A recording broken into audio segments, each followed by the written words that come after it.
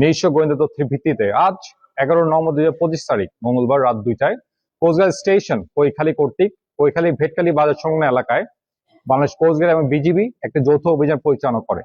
অভিযানের সময় কোস্টগার্ডের উপস্থিতি টের পেয়ে অস্ত্র ব্যবসায়ী বনের ভিতর পালানোর চেষ্টা করলে আভিযানিক দল ধাওয়া করে একটি একনলা বন্দুক সহ দুর্ধর্ষ সন্ত্রাসী, মানব পাচারকারী এবং ভারত থেকে অস্ত্র ও মাদক চোরাচালানকারী মামুন কয়েলকে আটক করে।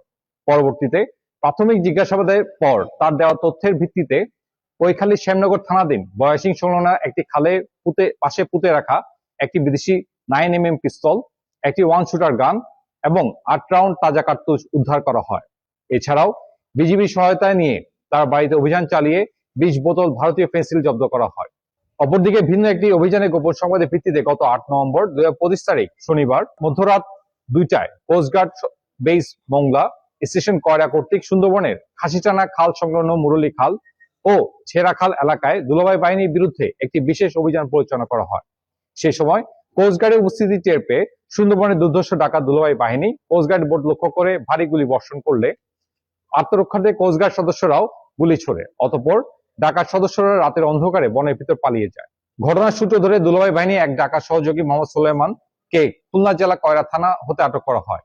উক্ত ব্যক্তির তথ্য দেওয়া মোতাবেক আজ 11 নভেম্বর 2025 তারিখ মঙ্গলবার ভোর 4টায় কোস্টগার্ড স্টেশন কয়রা কর্তৃক উক্ত এলাকায় একটি বিশেষ অভিযান পরিচালনা করা হয়।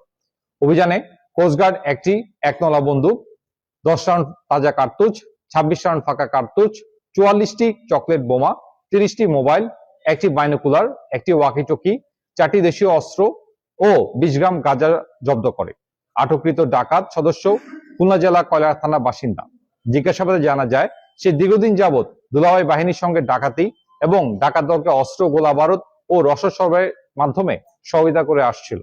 জব্দকৃত অস্ত্র ও গোলা বারুদ এবং অন্যান্য আলামত ও আটককৃত ব্যক্তিদের বিরুদ্ধে পরবর্তী আইনানুগ ব্যবস্থা গ্রহণের কার্যক্রম প্রক্রিয়াধীন রয়েছে। সুন্দরবনের দস্যুমুক্ত রাখতে বাংলাদেশ কোস্টগার্ড ভবিষ্যতে এ ধরনের অভিযান অব্যাহত রাখবে। চ্যানেলটি সাবস্ক্রাইব করে সাথে থাকার জন্য অসংখ্য ধন্যবাদ।